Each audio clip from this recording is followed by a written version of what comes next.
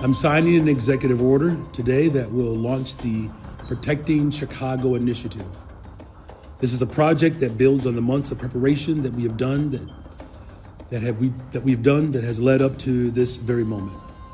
Protecting Chicago will ensure that every Chicagoan knows their rights, that every single family is prepared, and every part of city government is directed to protect the people of Chicago from federal action.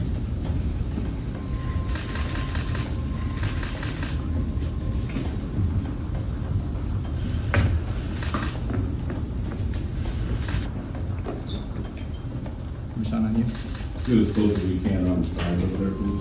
Right over there.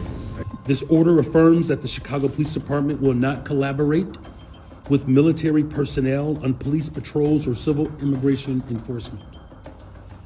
We will not have our police officers, who are working hard every single day to drive down crime, deputized to do traffic stops and checkpoints for the president.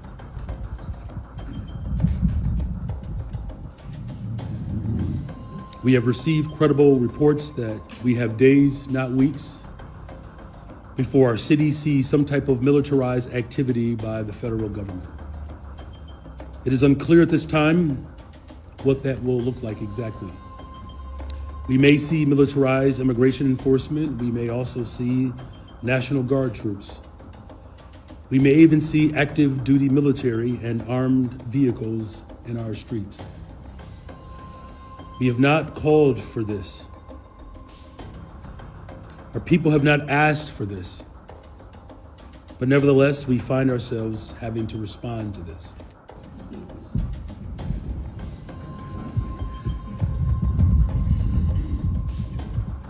We will protect our Constitution, we will protect our city, and we will protect our people. We do not want to see tanks in our streets.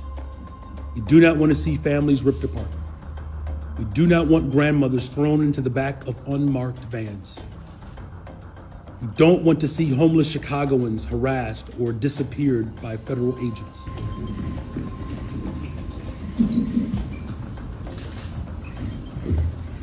And so this executive order makes it emphatically clear that this president is not going to come in and deputize our police department. Thank you all very much.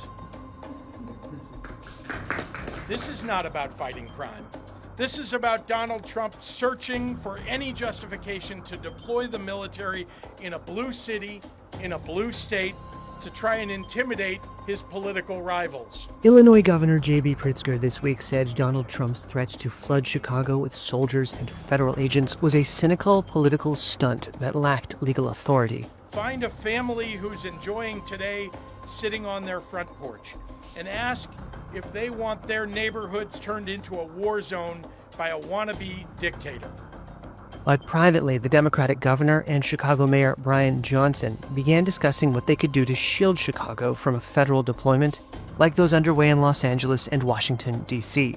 Their conclusion, not much. The state's Attorney General, Kwame Raoul, said on Monday he was developing a legal strategy if troops arrived. Immigrant advocates are stepping up legal training. While some locals have expressed support for Trump's decision, many in the heavily Democratic voting city are appalled. It don't make sense because crime has decreased in Chicago. It's not making sense. I'm out here every day, all day. Greg Collins is an anti-violence activist and said he worried the presence of National Guard troops could escalate tensions and undermine efforts to build trust. Others, including Republican political activist Zoe Lee, brushed off the warnings. I don't want to hear about this man being racist. I don't want to hear about white supremacy. I don't want to hear that he's a dictator. I don't want to hear any of that. We need help. Trump has justified his decision by painting a bleak picture of crime in Chicago, calling it a, quote, disaster. I made the statement that next should be Chicago because, as you all know, Chicago is a killing field right now.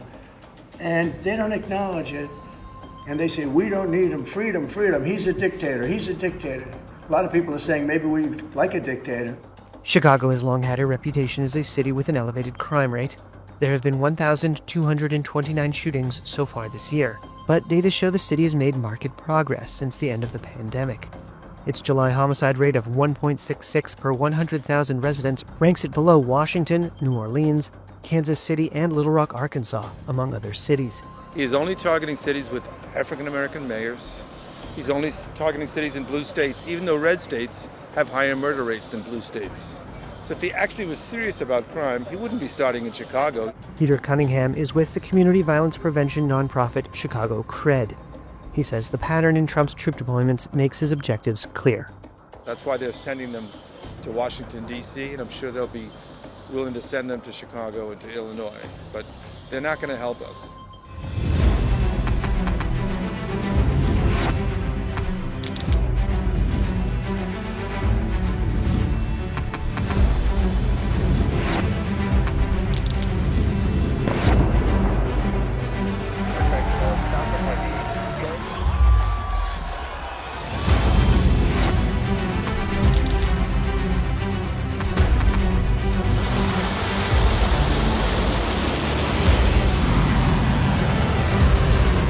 Been fighting so long and so hard that they don't know what the they're doing.